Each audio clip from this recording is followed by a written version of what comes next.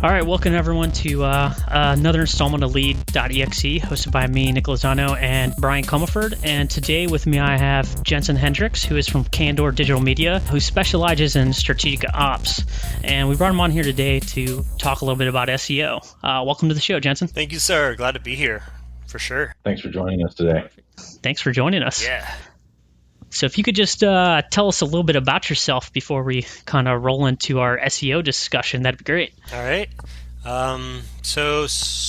Before I got into SEO, I was a professor at Full Sail University, where I taught front-end web development. And front-end web development is what kind of springboarded me into the strategy and the actual action of search engine optimization. While I was teaching the front-end web development, my son was he was in middle school at the time, and he was taking a web development class in middle school. And I was like, oh my gosh, he's going to put me out of a job. So that's when I started to really immerse myself into search engines and the marketing side of things, because as long as Google and Bing are changing their algorithms, and as long as Facebook is changing theirs, and you got other browsers like DuckDuckGo and Firefox, as long as they're changing stuff, I'll always have some strategic type of planning to do on behalf of my clients. So that's kind of how I got really immersed and settled into SEO.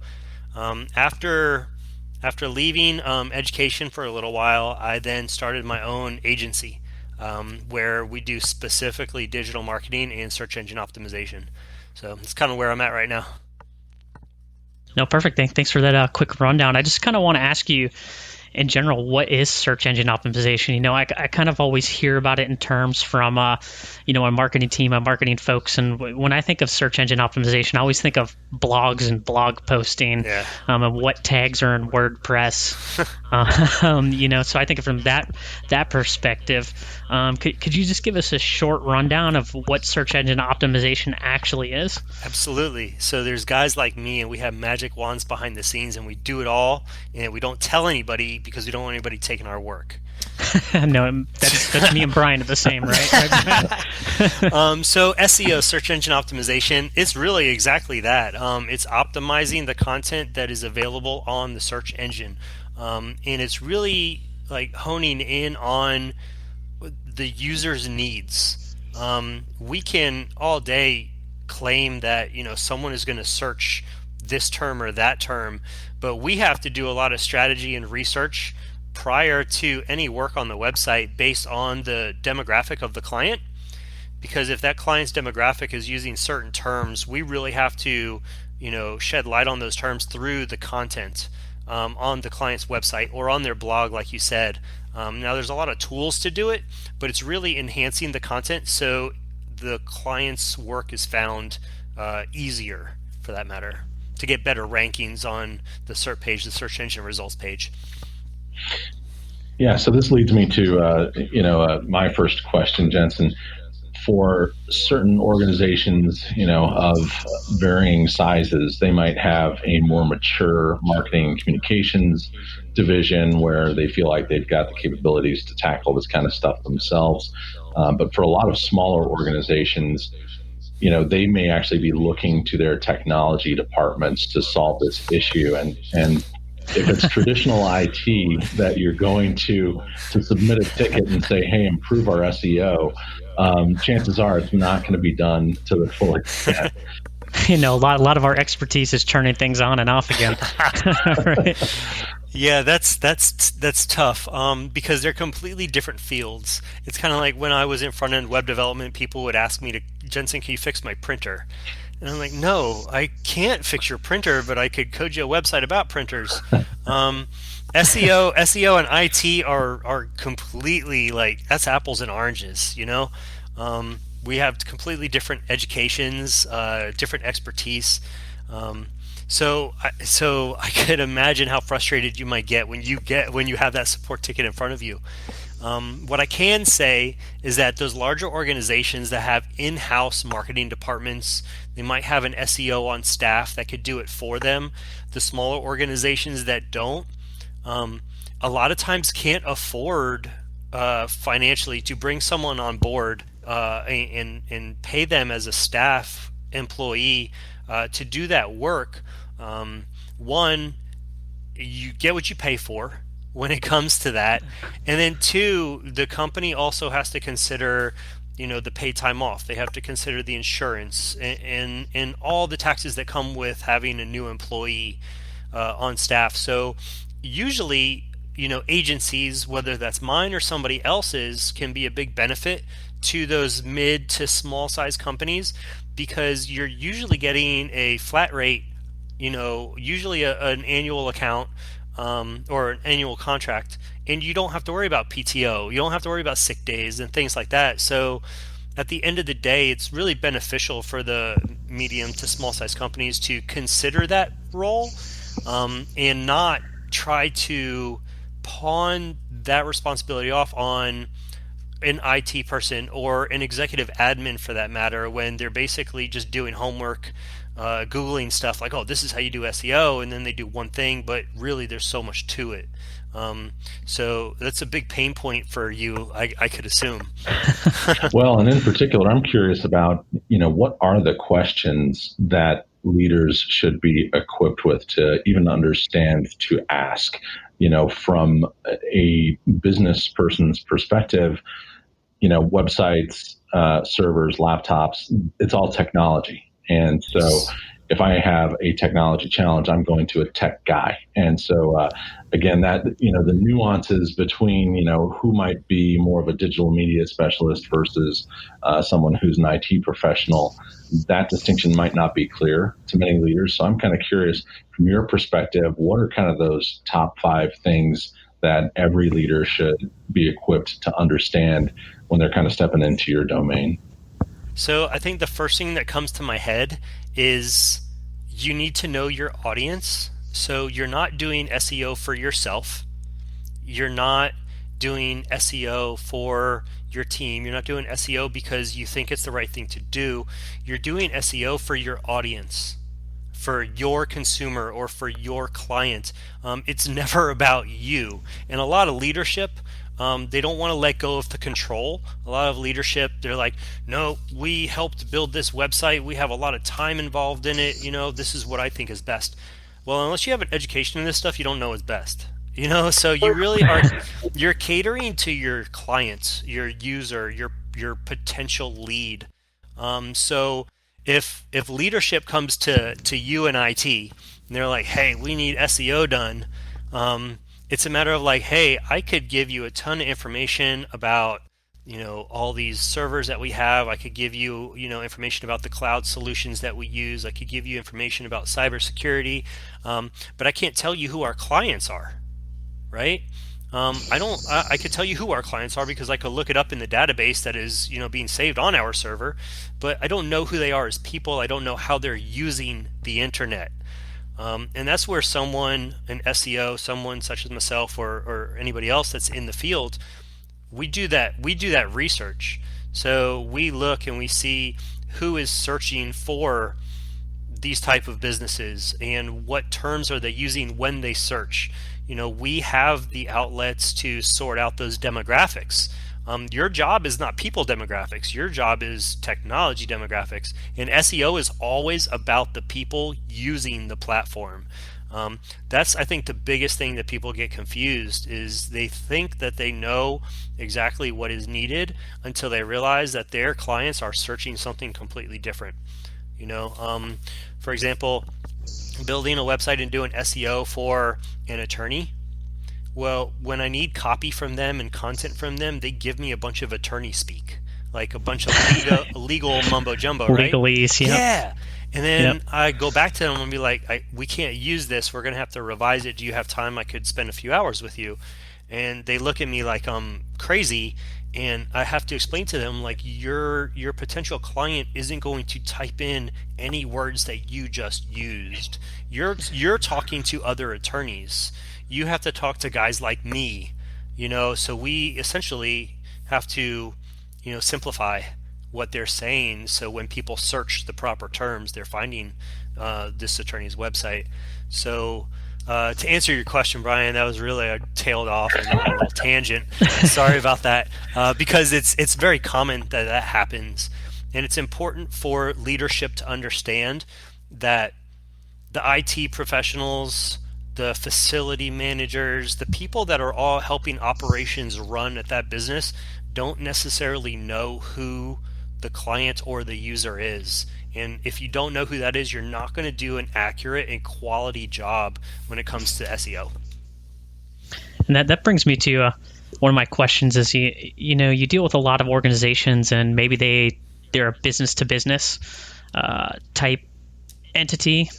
Why would they care about search engine optimization when maybe they're in the insurance space and they're a broker, and they're not dealing with end-to-end customers? Because when we think of search engine optimization, we always think of someone finding an end customer like an Amazon or like a Facebook. Sure. Because nowadays, in order to get a handshake, you have to be found, right? So we essentially optimize for the handshake. We live in a world of self-education. We no longer have to call people to get information. I don't have to open up the phone book to get the expert's phone number. I will go onto Google and I will search said expert, and I will see what value they have on their website, or what value and the consistent activity they have on their social media, and I will immediately make a judgment call if they are the expert that I need. So if I land on your website and there's minimal value in the content that you're providing, I'm going to go to the next person in line on the search engine, on the results page, and what value is there. And then I will go to that business connection as opposed to that product that I searched, right? I will be able to determine that this company is providing me more value through their blog, their website, their videos, their podcasts, so on and so forth, that I want to talk to them. Then I'll take the action step of either emailing or giving that phone call in a business to business sense. It doesn't have to always be about searching the newest running shoe, or the newest baseball bat or what have you. If I want to search an insurance broker and I type that in, if their website's outdated, if it doesn't work on my phone, things like that, it's going to play a role, and I'm going to determine wow, are they taking things serious or not? So it still plays a role in B2B on a big scale, because you're even dealing with more dollar transfers in B2B than you are B2C. So to be updated like that and to show the authority in your field by the content that you provide on your website, which should be optimized, that's how B2B is going to benefit from SEO. So it sounds like that's part of your service offering when you become engaged with the client. Yes. It's not just about the SEO itself. It's really about, let's do a thorough review of your content so that we can understand top to bottom, how are you representing yourself, how current is all of the information that's publicly on display, and helping to educate the internal workforce around some of those things. 100%. For every client of mine, not even clients, for potential clients, for people that just simply have interest, we do a competitor analysis. And I hope every other SEO agency does as well, because then that's proof in their own quality, right? But we'll do a competitor analysis up to 5 competitors. So we'll do an analysis on your website and your social media in regards to your frequency and the quality of copy that you have. And we'll do the same on 4 to 5 of your competitors, whether that be national or local competitors. And we'll be able to give you a side-by-side comparison of, okay, you want to compete with, say, the big dogs in your industry, and they're posting 3 times a day, 7 days a week, and they're averaging 3 videos a week about how to do something, and you're inconsistently posting 3 times a week.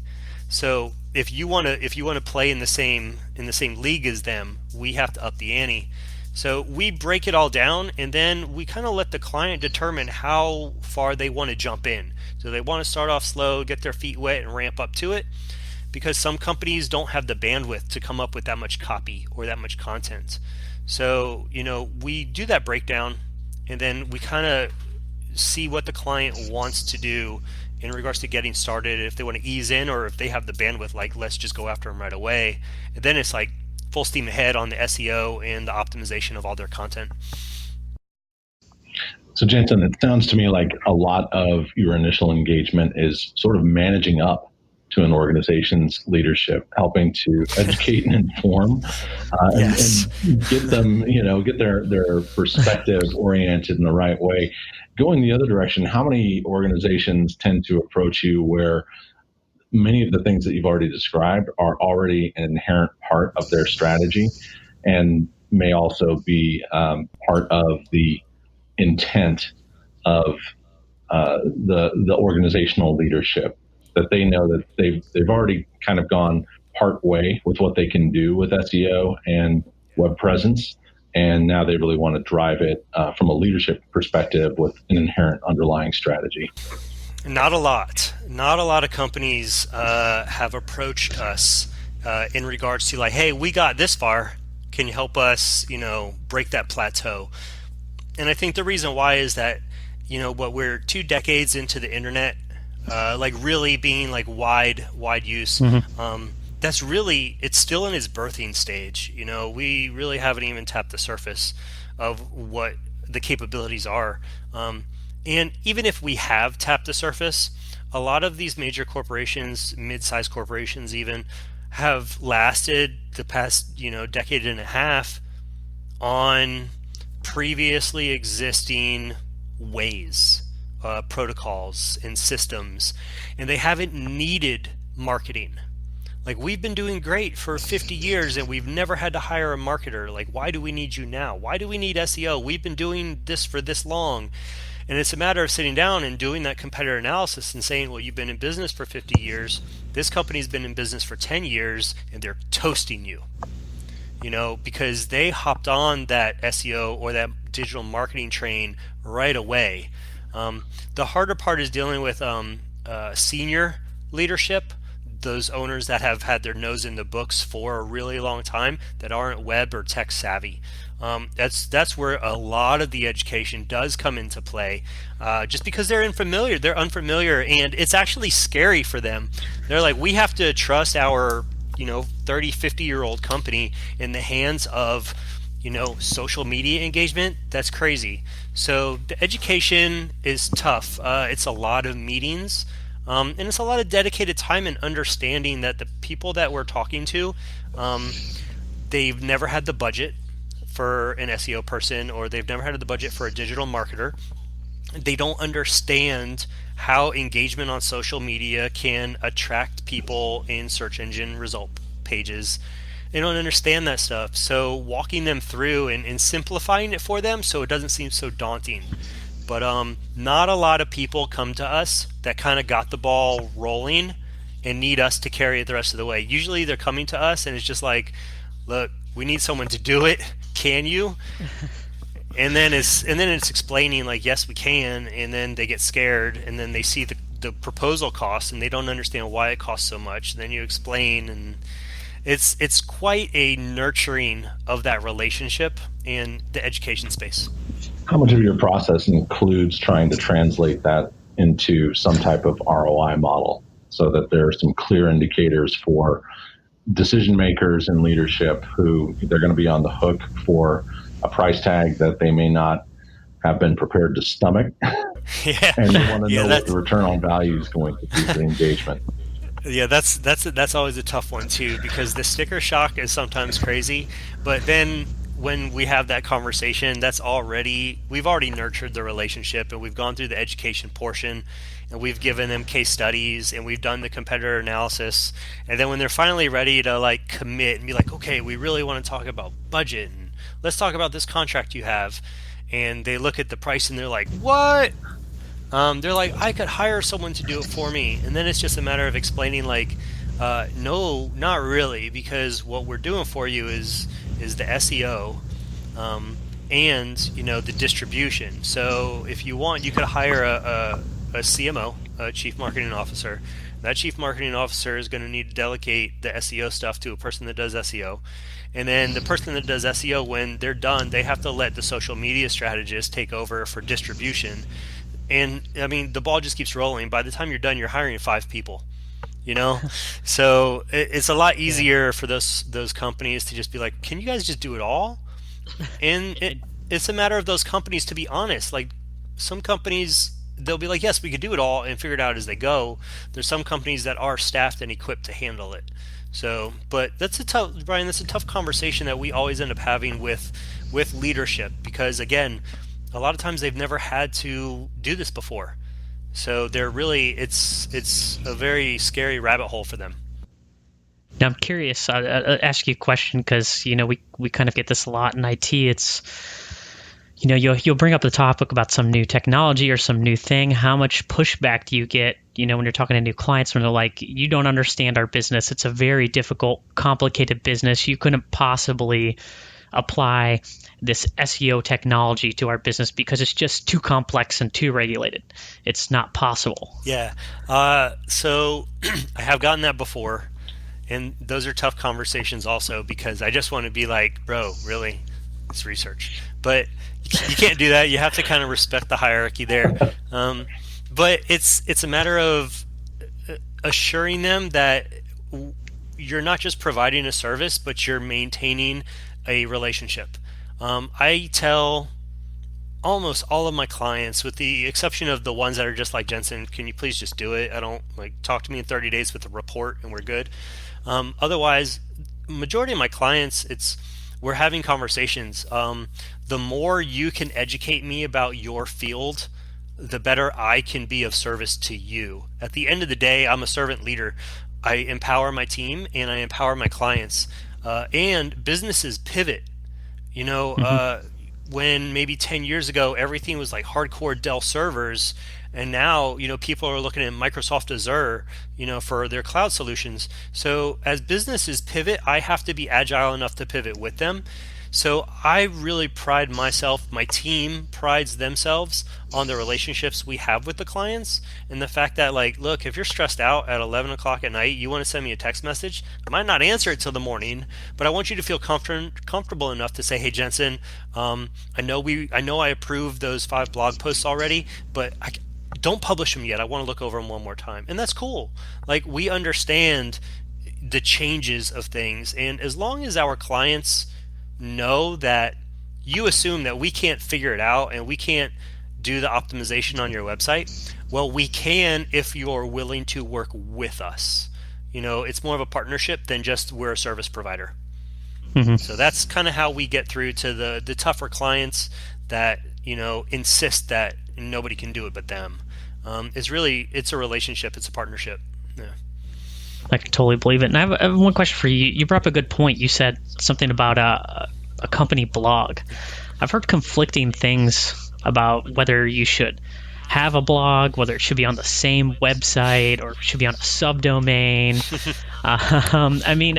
Are we seeing companies actually, post content and blog post where it's not just kind of marketing spiel? Are you seeing anything like that? So blogs are super important still to this day. Every search engine looks for fresh and new content. You figure if they crawl your website 100 times but none of the content changed, but you have 5 competitors that's always adding new information of value, well, all your competitors are going to get better rankings because they're always adding value. Whether it's on a subdomain or it's on the same domain, it's still necessary. There's conflicting beliefs that one is better than the other. At the end of the day, you just need a blog. You need a blog where you're either adding stuff about company culture, because if you're just blogging about company culture, you're more desired by potential employees that make other businesses wonder why people want to work for you and not them, and all of a sudden you're getting attention from other businesses if you're in the B2B space.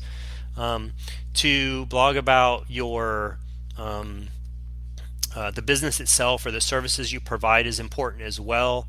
And backlinking and linking to authority sites is important too. Google recognizes that. So if you're working with cloud solutions and you link over to AWS, Google is going to read the content on that blog post, and they're going to see that you're talking about the web services cloud solutions, and they're going to see that you linked out to Amazon. So it's going to be like, oh wow, okay, so not only are they talking about it, but they linked to it, so it must be important.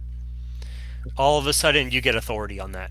I thought you were about to say that Google automatically demotes that search because it's not going to Google Cloud Server. I know, right? No, because as much as you think that Google would be kind of shisty and kind of keep you on all of their products, they build their algorithm based on the user. We could badmouth the dark side all day in regards to that stuff, but at the end of the day, it really is all about the user. If Google did a really crappy job and only directed people to their own products, they would lose users. So they're pretty fair when it comes to that stuff. No, I was just being snarky when I said that, but I appreciate your answer. Yeah, well, I mean, a lot of people have that assumption. Even though I got your jest in it, a lot of people have that assumption, and they wonder if they could actually trust those results. Knowing that at the end of the day, it's always about the user when it comes to the search. It's safe to say that they're going to find authority content in a very legitimate manner. Let me ask you a question about rule of thumb around blog posts. So frequency, length, I think I've seen leaders in the past who their idea of publishing to a blog is they're writing an essay. And that might be at the speed of a certain age demographic, but I'm kind of curious on your take for that rule of thumb. Yeah, sure. So rule of thumb on blog posts. Consistency is probably the most important thing. Whether you're blogging at 400 words or 1,400 words, it just has to be consistent. Know that you're going to publish on every Wednesday, or you're going to publish on the 1st and the 15th of every month. Has to be consistent, because once you develop a following, as soon as you miss a week or 2 weeks or a month, you're forgotten. When even if you only have 100 followers on a social media platform, if you don't post and they're posting like 5 times a day, whether it's hamburger pictures or not, they're going to forget about you because you're going to be so covered up by everything else. So it's important when you start blogging that you're consistent. Blogging, vlogging, podcasting, whatever. It's important that you're publishing consistently as much as you can on the same days of the week or of the month. So you have that. I know I could log onto your website every Wednesday and get new content. That's important to me. The length is really determined by your strategy, and this is where the strategic ops thing comes into role when I'm on LinkedIn. You have to have a strategy. You can't just blog post for the sake of blog posting. If you're wanting to blog about cloud solutions, you should have your main topic cloud solutions, and essentially 5 or 6 supporting topics. Okay, so if you do 600 to 1,200 word blog posts about those supporting topics, then you can put all of them together and make one longer blog post or one longer white paper. So essentially then all 7, the 6 blog posts in the white paper, the 6 blog posts in the long post, all can link to each other. So when Google looks at one and it links to the next one and it links to the next one and links to the next one, it's seeing that they're all related. Therefore, they're all sharing value to the person reading them on that main topic. So consistency, strategy in the topics, and making sure they all have synergy with each other is really rule of thumb number 1, 2, and 3. That way, and keeping that pattern. So if you've done all that about cloud solutions and then you want to go into security, the same thing. Come up with the 6 subtopics, write about them, link them together, create the white paper. You're adding value in topic clusters, and Google is going to crawl those topic clusters. Since we're on the topic of blogging, I just had kind of an interesting question here. Just want to pick your brain. As a technology professional, you see different people with technology backgrounds that kind of start a blog. And there's kind of differing beliefs, should you blog on a personal level? Should you create kind of some of your own brand so that you show up in Google more than just kind of on a corporate page? This is Joe Smith, and Joe Smith does information architecture. Or should they be blogging more on a personal level? I think that depends on the goal of that person in their career. If that person is super comfortable at their job. Maybe they're at a C level or even a managerial or director level, and they're happy there, and they don't plan on going anywhere, but they would like to expand into like getting on the speaker circuit and maybe speaking at Tech World and Cyber World and all this stuff. Then they can build their personal brand, which would only benefit the company they work for. It could also hurt the company they work for if they stink at it, though. So they have to be careful, right? But Yeah. for your question, it really depends on that person's goal. I don't blog personally. Everything I do is based on my business. I like to be behind the scenes more than anything else. I'm not an extrovert. I like tinkering, and helping the client without people knowing that I'm there. Some people do like to be the face of things, and if that's the case, then to have a blog and put yourself out there, then it might be worth that. It's really up to the individual, Nick. I committed to writing a book, so I'm going to have to start putting myself out there if I want people to read my book. And that's the hardest thing for me. I'm writing, I'm cruising, but I'm not really. Oh my gosh. So this is the first time I really told anybody about it other than my wife and a couple of colleagues. So it's just like, gosh. Now. Yeah, I just kind of screwed myself. Yeah. So it's just like I'm going to have to start becoming more extroverted and putting myself out there more, and I'm not good at that. So I guess it depends on where you are in your career, and some companies might not want people to do it. They might be like, look, if you're doing that, and you put us at risk because you are representing our company, when you're putting yourself out there, they might not like that. A lot of companies may disapprove. So this brings up a really good point that I'm curious on your thoughts about. That's marketing yourself. Yes. LinkedIn has really become the professional go-to, the 21st century version of your resume, as well as your, professional socialized centralization point. So when it comes to marketing yourself, kind of where do you need to be cautious in terms of how that might create some friction with your existing employer versus what you're trying to do to build your own network? Sure. Good question, and a tough question to answer.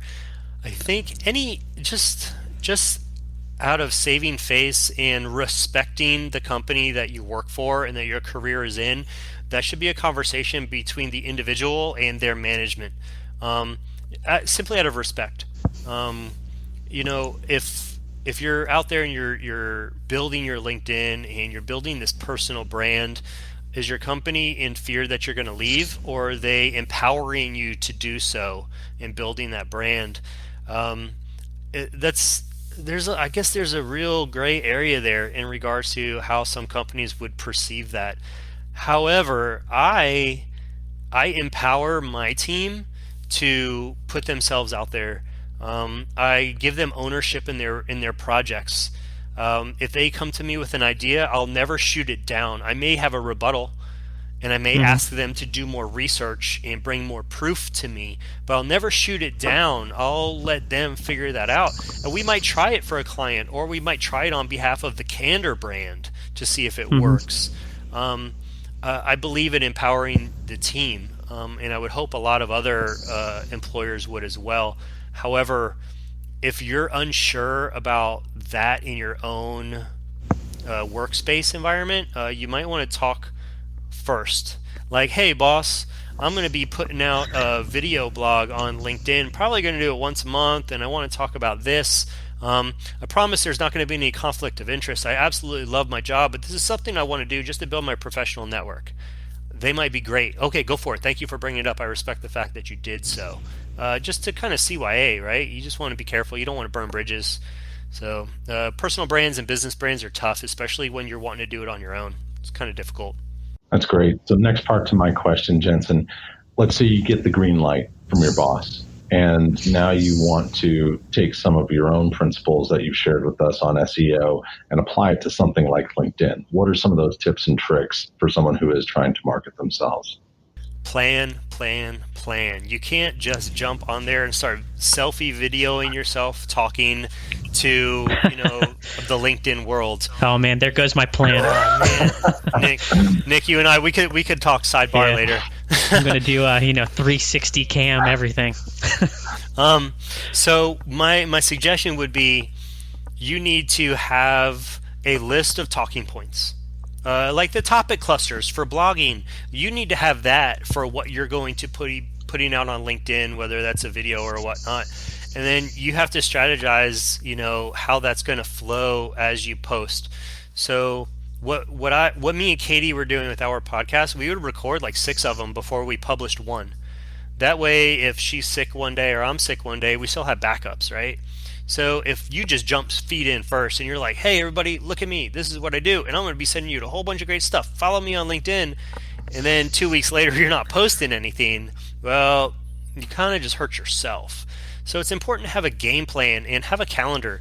Know that Outlook is going to ping you every time that you have to publish something, or use a tool that publishes for you. But it's really important that it's premeditated. It's very intentional. It can't be very spontaneous, not if you want success, because you'll lose consistency. That's great. Consistency is key, huh? Yes, 100%. I want to go back to something that you touched on a little earlier in one of your comments. So you characterized yourself as a servant leader. I'd like to know some more about your perspective on what servant leadership is. Sure. So for me, one, it's our job to serve our clients. Our clients, it's always about them, and for the clients, it should be about their user or their clients. So it's important that we serve them to the best of our ability, build a relationship, and not just make assumptions, but be educated in what we're doing so we do our best for them.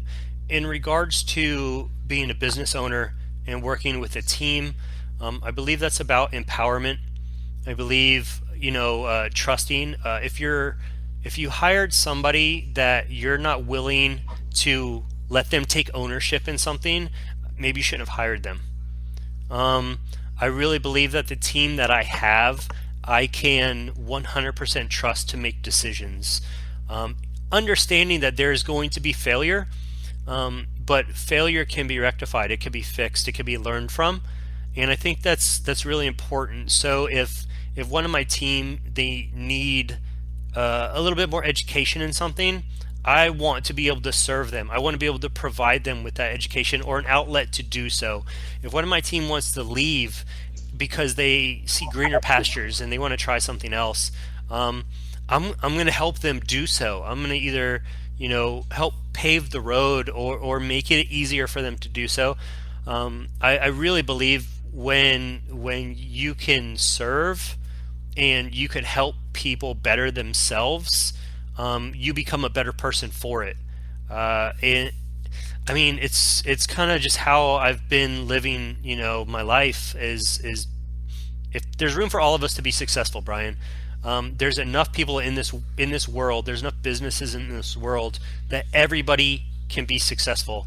Why not help them be successful? If somebody in my company wants to go and start their own company, well, yeah, let's go. I'll go down to the courthouse with you and we'll get the LLC papers. Don't fumble over yourself if I can help you do it. I've always lived my life that way, we could all be successful. I think being a servant leader is a way to help people do so. Great. Thank you. Yeah. No, that's an awesome quote. I know I've known you for a while too, and I guess we haven't spoken in quite a number of years. But I know you're a pretty serial entrepreneur here. So yeah, I've had a couple businesses. This has been the one I've had the most conviction in, and it's actually allowed me to be more of that leader than the other businesses, and that. There's a lot of passion behind that, so I think that's why I've had more success with Candor Digital than in the past. I had to hone in on that, and it helped. Falling down, making mistakes, getting help, getting back up, and then finding passion in what I do also obviously plays a role in the success of things. Have you utilized any kind of executive coaching along the way? Oh yeah, absolutely. But So a lot of people think that you have to go out and like hire a mentor, or you have to pay to be in this mentor group or that mentor group. And I'm sure there's value in that. So I'm not taking away from people that do, nor am I taking away from people that do charge for their time, because time is important. We use time, we pay, our time multiple places throughout our lives. So I'm not taking away from the people that either make money as mentors or people that pay money for mentors. I found myself in a very fortunate position to be surrounded by some really great people. And when I started my business, and still my business is still fairly new, I'll reach out to old friends or people from the gym that I know are successful and be like, hey, I know you're busy, but if you have 30 minutes that I could maybe, buy you a coffee, I would love to just pick your brain. For example, I am meeting with a friend who's a dentist because I think we have a good value proposition for people in that industry. And I'm not pitching him. I want to know what would rebuttals be when I approach other people in the industry. I want to know like what is the best way to approach someone like that without being intrusive. I want people to welcome me into their office. I don't want to have to pry the door open. So by being very vulnerable and honest in my approach to, people that I know in different mentor-esque positions, has put me in a spot where I was able to build my business around that. So if I didn't have the guidance of some business mentors, I wouldn't be as far along with Candor as I am. So I think having executive leadership, even a board of directors that you meet with once a month that are shooting down ideas and giving you like the most brutally honest feedback ever, I think it's important, because you would rather hear it from professionals behind closed doors than hear it in public on social media because you butchered it that bad. So why not tap into those with more knowledge? Oh, that's great. Yeah. And I just have a question for you, like as we're talking about mentorship and everything, as you have lower level staff members working for you, do you do anything to kind of help lift them up, give them more responsibility, kind of mentor them to go to the next level, whether it's either with you or to move on to a new role at another organization? Yes, absolutely. So one of my normal practices when somebody comes on or somebody that's working for me, provide them with the responsibility of things with somebody. So a senior person in my company would then coach the new person, almost like job shadow. And then we're not going to hand you 5 accounts. We're going to give you one account, and we want you to knock it out of the park, do better than we were doing before. But we don't want to talk to you for the rest of the day. Like, go. Like, fly, little birdie, fly, right? Like, we hired you because you can do your job. We didn't hire you because we want to hover over your desk to make sure you're hitting the right button. So we kind of coach them, let them fly, bring them back to the nest, review, coach them, let them fly, bring them back to the nest until they are so self-sufficient that they come in, high five, sit down, and knock it out of the park all day. So that's kind of like in-house as we're working. When it comes to getting out there and meeting more people, here in Orlando there's more networking events than I could remember. It's kind of absurd how many networking events there are right now, and I just don't want to go to all of them. I have a family, and it's come on. So it's just like, okay, does anybody want to go, right? And then I got your parking, I got your entrance, I got all this. Go represent the company, meet whoever you can meet, and then there are some people that are more introverted, such as myself. So I'll send people in teams because it's always good to have a wingman. So you have 2 people go. That way, if they're super awkward, they can just hang with each other, right? But at least there was a presence at the networking event, and they got exposed to meeting more people. That's their opportunity. Yes, they're representing Candor Digital, but at the same time, that's an opportunity for them to shine a little bit. It's an opportunity for them to take the spotlight. They're the ones representing the company. Companies don't just send anybody. Companies send people strategically to impress those other people at these events. I'll send everybody. Like, go. This is your opportunity. I know you're not going to let me down because you're not going to want to let yourself down. This is your opportunity to take that spotlight. So we definitely mentor in-house. We want everybody to grow. We want everybody to be able to take a senior role at some point in their career, whether that's with us or that's with somebody else. Again, we want everybody to be successful. And we also want everybody to be comfortable being uncomfortable. Go to that networking event and bring me back, a couple contacts. It doesn't even matter if they're potential clients or not. Just like, I want to know how it went and who you talked to, and give them an opportunity to, try that out with no expectation. When you go into it with no expectation, you're usually pleasantly surprised, So I don't expect to get a whole lot of networking events, even when I go. But at the same time, it's always nice when they come back and be like, man, it was really great. I met the person who set up the networking event. They introduced me to 3 people. Before you know it, they had a good time. They're way more comfortable next time. I'm curious from data is something that you've touched on as a critical factor in your line of business. I'm kind of curious from what you just described, really empowering your staff members. Are there specific policies or requirements that you put around sending them out to those types of events? Like, is there if you're going to a networking event, I want to make sure that you've met with 3 people, you come back with, 3 critical things. And you take it easy on the alcohol, right? Yeah, no kidding. When there's free booze, it's always YouTube. Yeah, like, oh my gosh. So I know who not to send to that one. Don't be for that SEO. So our KPIs when it comes to networking events, and for those listening, like key performance index, right? So they're really vague because I feel like if you tighten the reins too much, people are going to be too apprehensive and too protective over what they say, and maybe not put across a more personal impression.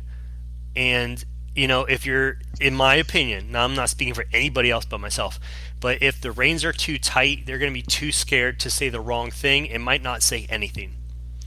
So what I tell everybody that goes to a networking event on our behalf is, I want you to go, I want you to survey the room, I want you to tell me who is in the room, and the next time you go, I want you to go with the goal of eventually being a keynote speaker at the event.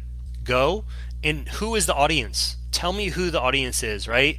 Are they younger millennials? Are they C-suite executives? Is it more gender-based? It's so different, the ones that we have the opportunities to go to. But I want everybody to know that the end goal is, I want you to be the expert at that event. I want you to be able to take ownership, whether it's now or a year from now. I want you to be the guest speaker.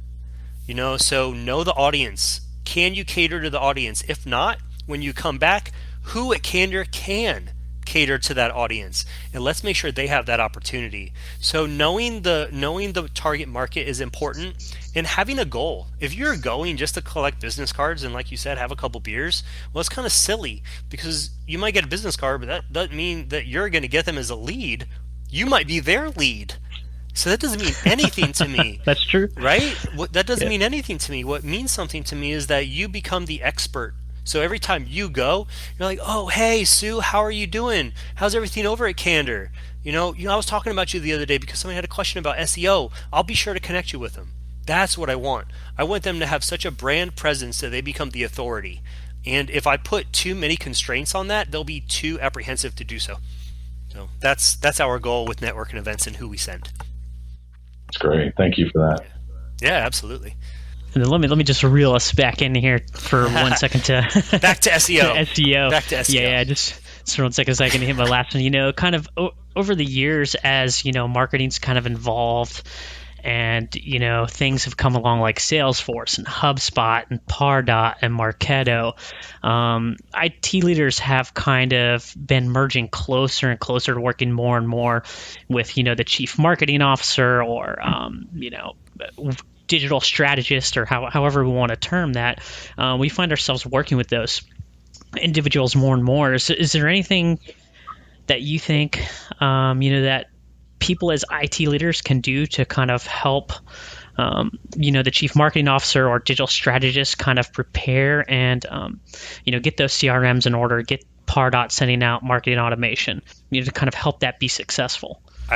My first suggestion there would be educated in like the top 5 to 10 platforms. Know what you would potentially be working with.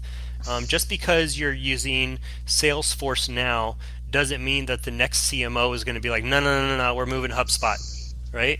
I would say, and it doesn't have to be super in depth, but I think anybody in, say, the IT field, when people are coming in wanting to implement these type of platforms, those of y'all in the IT field should at least know what the heck they're talking about. Like HubSpot, what? So you should at least be educated at that 30,000 foot level of what this is and what it does. You should know that it can automate and database inbound as well as outbound. If somebody fills out the form, you should know what information is being saved. And you should know, is it like super private? Is it HIPAA compliant? Depending on your industry, there's things like that. In the financial world, like FINRA and stuff like that, there's a lot of compliance there that you have to be concerned about because of the SEC. So, it's really important that you understand the platforms and their capabilities. You don't have to know it from scratch like you built it yourself, but you have to be able to communicate with the people that are pitching it to the company or the people that want to implement it. You have to know what the risks are. You have to know what the benefits are.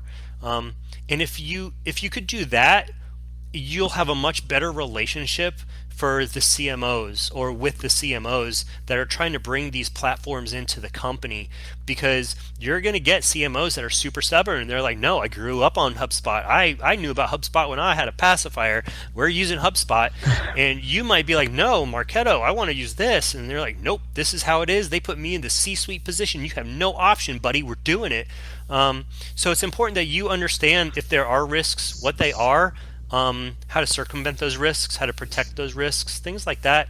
I think being intelligent enough on those platforms to communicate and have a good working relationship is important. There's no doubt you're going to be experiencing a multitude of platforms like that in marketing. Just being educated in those top 5 to 10 that you're going to have to encounter eventually is going to be super important. Absolutely. And that's as easy as like just taking the time, carving out 30 minutes a day, going onto their website, whether that's reading their blog or watching their how-to or their educational videos on their platform, or even signing up for a webinar that they may have about their platform, or scheduling a 30-minute phone conversation with someone on their sales team and explaining to them, be like, hey, I'm in IT, somebody was talking to me about your platform. I want to know more about it in case it comes my way. They'll give you 30 minutes because you're still a lead. I mean, they're going to bombard you with emails, but I mean, honestly, I'll take 10 emails from you if it's going to educate me more on your platform. I mean, so be it. It's worth it, and you'll be more prepared. So research. No, perfect point. Research. That's what we always kind of have to try and tell people. Yeah. From our perspective. Oh, I'm sure. They want the new shiny thing, and unfortunately, like technology has become so consumerized with Apple and Microsoft and Google iterating. Used to be a point in time where you went to work and that was the best computer you had and the best internet you could get. Now it's kind of slowly going the other way where people come in and they're like, I'm trying to log in. Why does this take 45 seconds? It's like, curse you, 45 seconds. Curse you, because we're running antivirus for mapping printers when you log in. It's trying to figure out where you are. So I can understand that from that perspective as well. In regards to that question too, if I may, one more thing. I never give a definitive when asked. I always wait. We need to do this. We need to do this now. I never agree, yes or no, agree or disagree, right then and there. I always feel like I have to buy myself time to be more educated for that answer, and there's no shame in doing that. So in an IT manager or IT field, answering a question like, hey, we want to go to Marketo, when can we make this happen? It's a matter of like, okay, that's great. and I already know why you want to, because I'm kind of familiar with Marketing's benefits, but because I'm responsible for the security of this entire organization, you need to give me some time to do my research before we commit to anything. Let's set up a meeting, a week from now. That way I could take the time and I could determine, what that's going to do to the entire computer infrastructure of our company. If anybody shoots you down or gives you lip because you simply want to protect your company's best interest, you're in for a rocky road regardless. But that person that's bringing it to you should respect the fact that you are concerned about the company, it's in your best interest, and you're willing to do the research to have a longer, more detailed conversation. And I think that goes for any industry. I think if you're ever unsure of something, simply ask for the time to do the research, and you'll gain respect from the person with the request because they know you want to be more educated. I think that goes a long way. So, sorry, I wanted to revisit that because I think that plays a major role. Yeah. So I'm just going to ask one question I've kind of been asking everyone we've been interviewing here. This has nothing completely to do with SEO, but are there any books that you've read or any piece of media that's had kind of a big influence on you that you'd want to share with us? Oh, wow, that's a good question. I didn't see that one coming. Man.